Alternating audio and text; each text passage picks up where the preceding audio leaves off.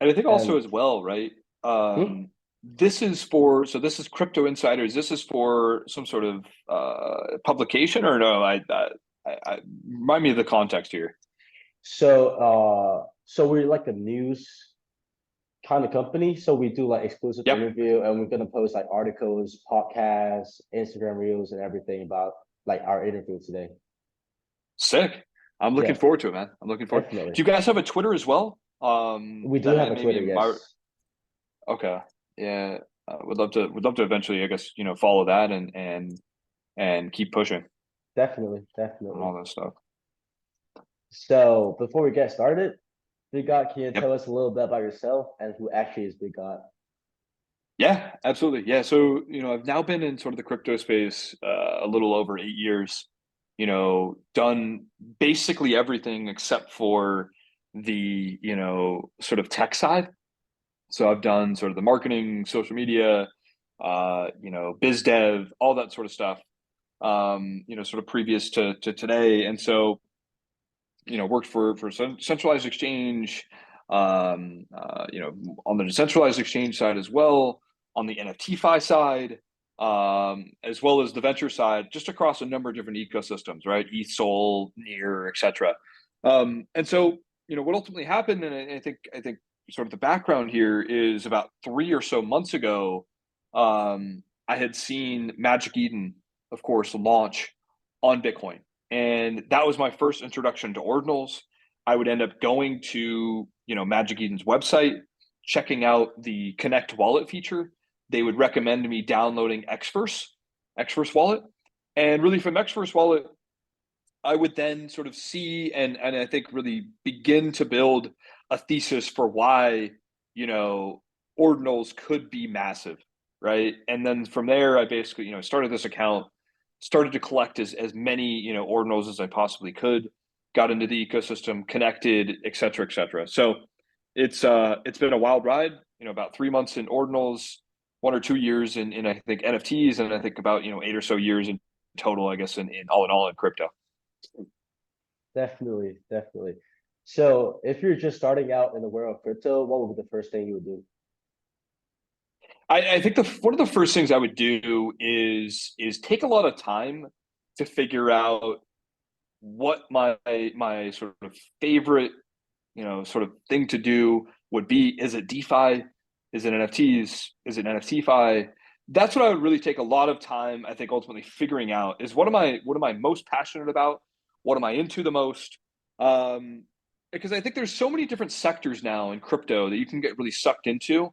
You can also have a sort of the two generalization sort of piece, which is where you're trying to chase as many different things as possible. But I think if you find something that you're truly passionate about, you'll do everything you can to work hard, to collect properly, to trade properly, whatever the hell it is, in that sort of niche. And so I think if I were to go back to the early days of when I started out, it would have been to just get much deeper into many of the different sectors or niches and ultimately figure out what I was ultimately passionate about before doing anything else, right? Before trading, before trying to get a job, is really figure out what niche I'm most passionate about and go all in on that.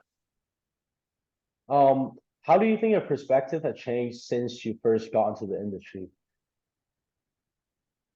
Uh Man, I think it's changed dramatically because of how much crypto and really the NFT markets have changed, right? When I first Definitely. started out in crypto, there was like I think like 2,000 tokens, maybe. I could be totally wrong. It could be even more than that. But right, like there was a lot less tokens, there was a lot less use cases, and it was really unknown, I think, of what you could do with a lot of this stuff, right? Then you fast forward to 2020, right? You have sort of DeFi summer. You fast forward to 2021, you have the NFT narrative with on both really Ethereum and Solana. You now have, I think, a lot of different sort of narratives playing out, right? Ordinals, you have gaming, you have, just 5 to 6 different sectors now that you can get into. And so I think that how my perspective has changed is on what you can actually do with this stuff, the real world use cases, um, as well as I think lastly, it's unfortunately changed in also a bad way because there is a lot of sort of unfortunately some bad actors in the space that, if you're not careful enough, will take an unfortunate advantage of you. And so you need to be, you need to be very careful about Definitely. your security, about anything you do, anything you attach your name to, because there is a lot of anons, there is a lot of unfortunately scams that do take place, and trying to keep your distance as much as possible from anything like that is I think the best move at all times. Definitely. And speaking of security, because in Hong Kong, only 2.35% of the population currently owns crypto, which is like Yep. significantly lower than the global average. And many Hong Kong people view crypto as unreliable, unrealistic, because they describe you Yeah. can't feel it, you can't see it, you can't use it. How do you think we can overcome this perception and break this stigma that has been surrounding and introduce crypto as an opportunity instead of a risk to the people in Asia? That's a great question. I think you need to start more so with the basics, which is really something like probably just Bitcoin and Ethereum, and sort of cutting out everything else, right? I think if you start from a place of the basics, you can, I think, onboard a lot more people rather than trying to sell them on, the 40 different use cases that are now there today. Yeah, Sell them on, sort of the being able to transact with this, right, sort of tech in a trustless fashion, right? Being able to purchase, Bitcoin and then sending that to your wallet. And then, of course, being able to send that to anyone in the world without having anyone tell you not to. That I think is where things need to really start in order for you to have more adoption. Because I think as soon as people see that, then I think their minds are able to open up to much, much more. And you can onboard them to, many of the different avenues in crypto that might have more beneficial effects than just that. So I think you need to really start with the basics, start with the lowest hanging fruit first, and then you can expand. definitely, definitely. And going back to the Bitgod community, what has actually inspired you to create the Bitgod community, and what are some of the struggles that you can share with us in the beginning stage of its creation? Yeah, this is a great question. Mm. What inspired me was I had been building and connecting and collecting right in the ordinals ecosystem for about 1 or 2 months or so, right? You go back about 3 full months. Um, and I think what just continued to happen was, I was doing a lot of the leading in a lot of ways, right? I was hosting spaces. I was, I had a sort of private group chat that a lot of different people were a part of that was very active, and I was sort of leader there.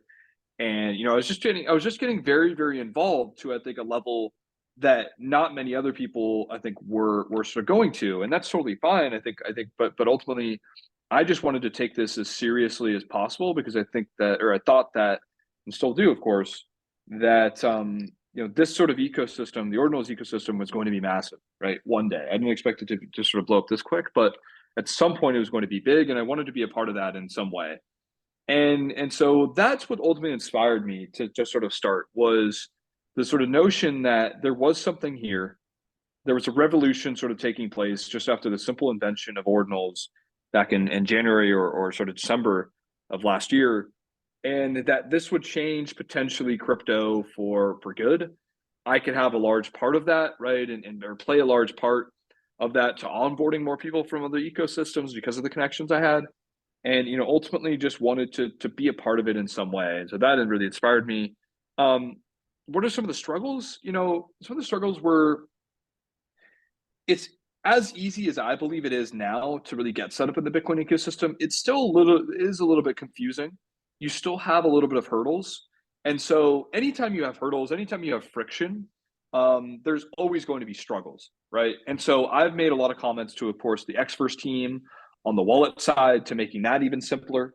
I've made a lot of made a lot of suggestions to some of these different exchanges, OKX and others, to on their ordinals marketplaces, to to make sudden or subtle sort of UI changes that I think would help end users and create less friction.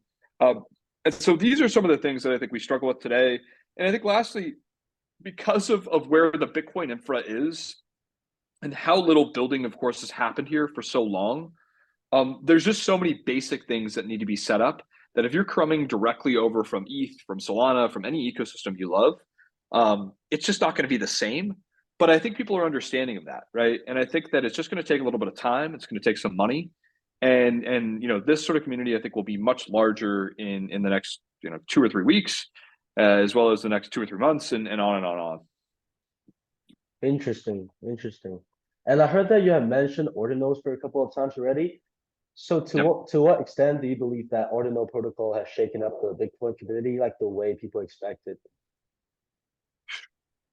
I mean, oh man, I can't, I go back and forth on this so much, but I honestly believe that with the simple, I shouldn't say simple, but with the novel invention of ordinals, right? At the, I believe, end of last, end of just this last year of 2022, right? Or the beginning of this year, it has, I think spurred, I think the most innovation, or eventually will spur sort of the most innovation we've ever seen in crypto, because I think there's going to be a realization like I had in a lot of people's heads of just like, wait a minute, you can do that on Bitcoin. And what I mean by that is like, JPEGs, fungible tokens, right? BRC20s, everything that you could do everywhere else for so many years that you could never do on Bitcoin. And so, I've talked to just so many people, and it's been a very, very difficult time for myself to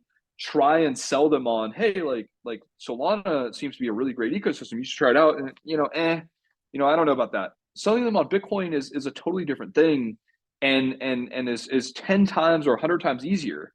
And so I think that if that's the case, I see no reason why Bitcoin cannot be sort of just as large, if not larger, than the Ethereum ecosystem from every angle, right? From JPEG volumes to TVL to DeFi, just everything.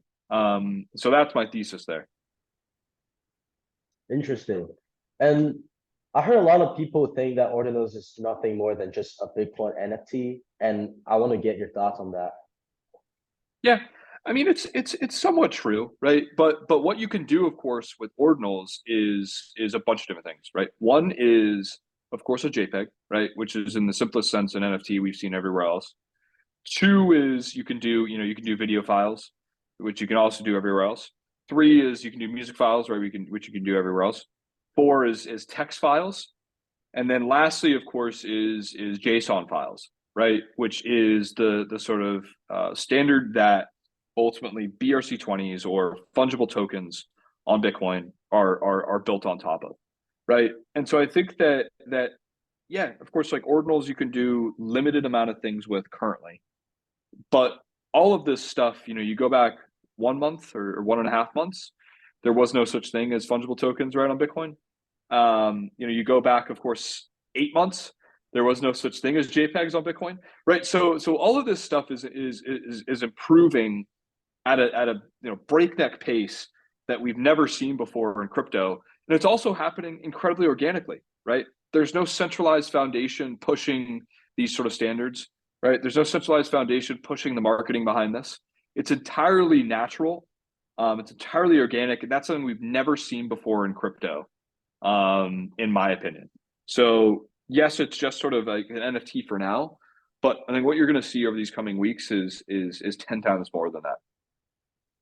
Yeah, crypto is definitely a rapidly changing market. And what is your vision of the like for the future of the changing market, and how do you think Bitgod can fit into that vision? Yeah, I think that of course crypto is always going to be fast moving, right? That's never going to change.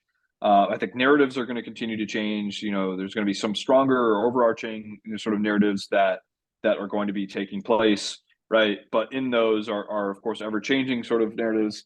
Um, I think in order for how does or sort of how does Bitcoin really fit into all of this is one, working incredibly hard. That's sort of one. Two is we need to, and I say we, I say so basically myself and sort of the rest of the team of sort of like Bitgod plus redacted, right, which is ultimately what we're sort of working on, needs to be a part of the conversation. I think at sort of all times, right? We need to be on Twitter Spaces, right? We need to be doing podcasts. We need to be sort of doing community calls daily, right? And that's how, in my opinion, you sort of stay a part of the conversation, you stay relevant, that's ultimately what I believe is how you take a sort of market in crypto, as well as I think in any sort of market outside of crypto as well. Like, you need to be in the conversation at all times, and figuring out how to do that right at the cheapest cost is something that I think we've done well and want to continue to do sort of going into the future. But that's how I think we sort of fit into the sort of overall vision of the markets. Absolutely. And I think Bitgod is very open-minded as well. Because whenever there's a new thing coming up, you guys are always a part of it. So I think that will definitely serve Totally, you well in the future. And what are some of the totally. advice would you give to people who is trying to create a platform or a community in crypto NFT world similar to your own? Yeah, I think my advice is it's going to be really difficult, right? It's not going to be very easy. Um, I went into creating this account with the sort of understanding that this is going to take a while to build, right? Starting from zero, um, 2 or 3 months ago, right? Uh, I think also coming up with a strategy, right, is really, really crucial.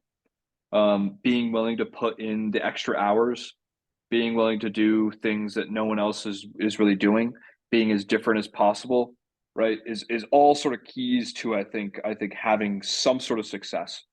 And I think lastly, which is speaks to any of the success that I've had so far, is really that you need to be a part in order for you to I think have hyper growth, in order for you to I think have any sort of explosive growth, you need to be a part of a market that is growing, right? And so if I sort of tried to port over any of my strategies that I used onto Ethereum or Solana, right, during the same amount of time, I would probably have some success, but not nearly the sort of same amount of success that I've had so far, right? And so you need to have a growing market. And I think the best one right now, in my opinion, is of course on Bitcoin, right? On ordinals. And so I think that's a missing piece that a lot of people get at is they want to build a following, they want to sort of be a part of the conversation, but you need to be in a growing market. If you're not, then you're just sort of playing against a ton of other people that probably have more time than you, that have a lot of more followers. You know what I mean? The exponential effects there are much broader. So being a part of a growing market is very key there. So you think people should only focus on one growing market instead of like the macro, the whole crypto market? I think you need to start with a niche. That, in my opinion, is probably one of the better pieces of advice, because I've seen a lot of people try and go far and wide Mm. from the get go. And I think that the thing is like, if you really hone in and you really focus on one sort of niche, and you go hard on that, hard, hard, hard, you'll create a sort of little community out of that. And then of course there's probably in that sort of niche that you focused on a ton of overlap in a number of other things as well, right? And so that could be, of course, if you're starting out in your niche of Bitcoin NFTs, right, or ordinals, you could then, of course, eventually build out to, all of NFTs, right? Eventually, all of crypto, right? But it needs to be step by step, and I think you need to have focus. But I do think starting with a niche is very crucial. Definitely. There's some good advice. And looking back at your own journey, what are some common mistakes that you see people making all the time, and how can beginners avoid them? Yeah, I think I see this a lot. Is ultimately like just trying to copy people to success, right? Sort of either taking tweets or copying tweets directly, or same profile or same sort of stuff.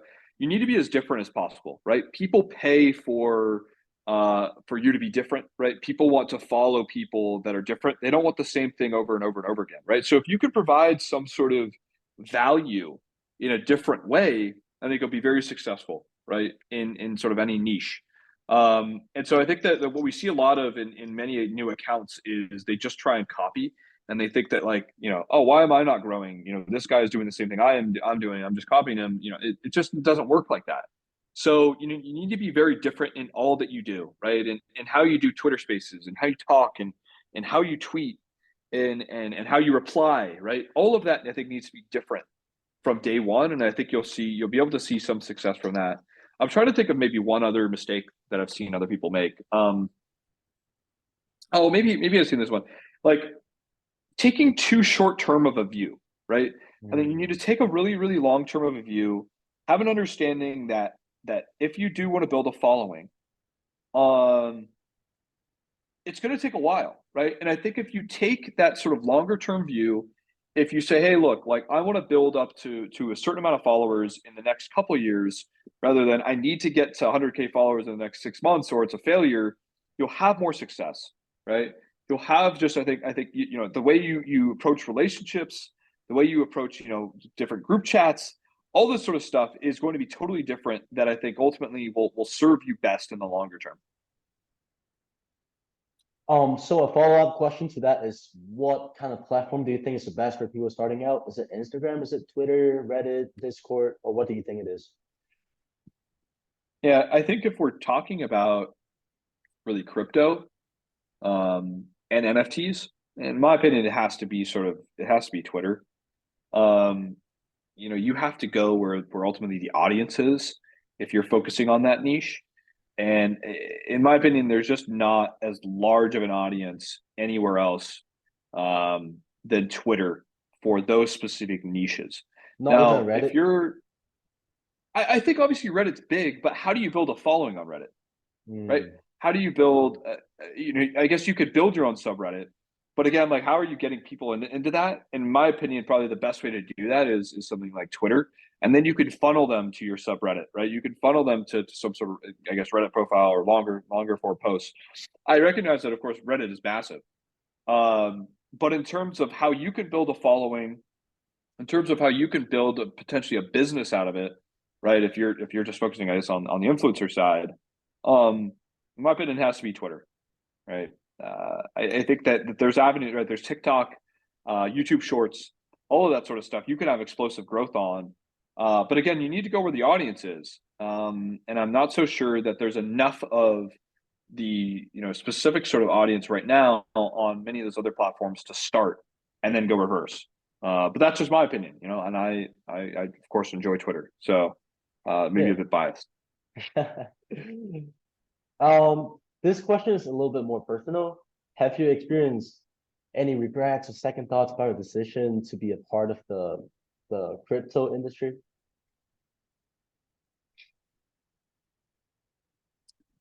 Oh man, I don't think so. Yeah, I don't really think so. I don't have, I think, many regrets. That's just not how I try and really live my life.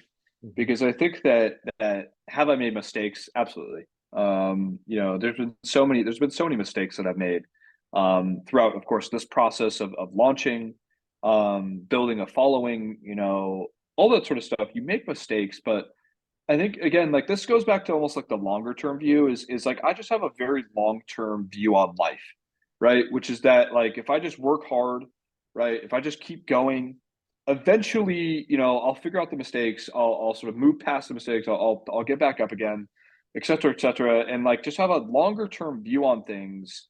The regrets don't necessarily matter, right? Because I think the more you think about that stuff, the more you are like, oh shit, I can't believe I did that, over and over and over again.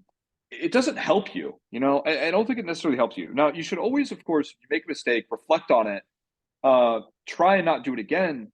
But I think you can't dwell on that stuff, right? Which is where the sort of regret comes in, I think, a lot of times. Um, so many people have made mistakes. You're gonna continue to make them throughout your lifetime. And I think if it's not sort of like criminal, right? If it's not a criminal mistake, you're most likely okay, right? You're gonna make it out all right. You're gonna be alive. You could of course make a ton of different mistakes on the financial side, all that sort of stuff. But as long as it's not criminal, in my opinion, I don't think you should have that many regrets. Definitely. I think everything is just part of the process and you just gotta trust it, Yep, have faith, and then grow on it. Definitely. exactly. So before we start wrapping up, do you have any final thoughts or insight you would like to share regarding on the current state or the future prospect of ordinals, NFTs, Bitcoin, or just crypto in general? Yeah, I mean, one thing I want to really close out on is I think what's so intriguing to me is how international the ordinal sort of movement is, right? and I think to give you a couple pieces to this, on why I even, I guess, believe this is I noticed very, very early on that the Chinese were heavily involved, right, with Mhm. ordinals. Some of the largest ordinals communities are Chinese, right? Or one of my good friends is Adam, right? He runs the ordinals Chinese Discord. Mhm. He also owns the BRC 20 Chinese Discord, right? These guys I noticed very, very early on were incredibly interested in ordinals. And so when I started to even think about what I was what I wanted to build, what I wanted to be involved with, I knew that at least the Chinese were going to be, very heavily involved in that process. And we've tried to make, different sort of adjustments and I think help to bring as many people as possible from the Chinese sort of ecosystem or just community into what, of course, we're doing by translating some of my threads. Right, I would sort of write it in English and then translate it to Chinese in full. Some of my tweets are in Chinese, right? And I think just sort of lastly closing up on this, it's not only the Chinese here, right? What I had earlier today for a community call was a Brazilian, right? It was a Brazilian Wow. community call with about 100 people in it. Um, and that was a private call, right? That wasn't a Twitter space. I bet you if we did a Brazilian Twitter space, that would be like 500 people. But Yeah. they are all just incredibly interested in ordinals. I think that is something that again is entirely organic, as well as I think part of the reason for that is, or my thesis behind why that even is for any of this being international is because in 2021 and 2022, all of the NFTs were really focused on the US side of things, right? That's where the Mhm. majority of volumes were. OpenSea dominated that market for a long time and still arguably does with Blur. And so it's a very US based consumer, US focused consumer. Um, Outside of the US, though, it's a little different, right? There's not as much support there. There's not as many NFT marketplaces that are, sort of in Portuguese or Chinese, etc. And so I think that they felt very left out by that. And I think by this, right, they're making sure, the Chinese, these different international communities are making sure they don't miss out on it, right? And what other sort of better place to do it, than Bitcoin? And that's, I think, just sort of something I wanted to close on was just how international I think ordinals already are, and I think will be in the future, which I think is amazing, right? Like just to see how many people around the world really love this stuff and want to get involved. That's really cool. That's really cool to me to see. Definitely. This market is definitely exciting. Yeah. And that's all the time we have for today, I'm afraid. Thank you, Big God, again for being here with us. No, thank you so much, man. Yeah, of course. Appreciate obviously everything. You guys have a great rest of your day, and looking forward to sort of anything else you guys have questions for me. Yeah, of course. Thank you. Alrighty, man. All right. Have a Take great rest of care. your day. You too.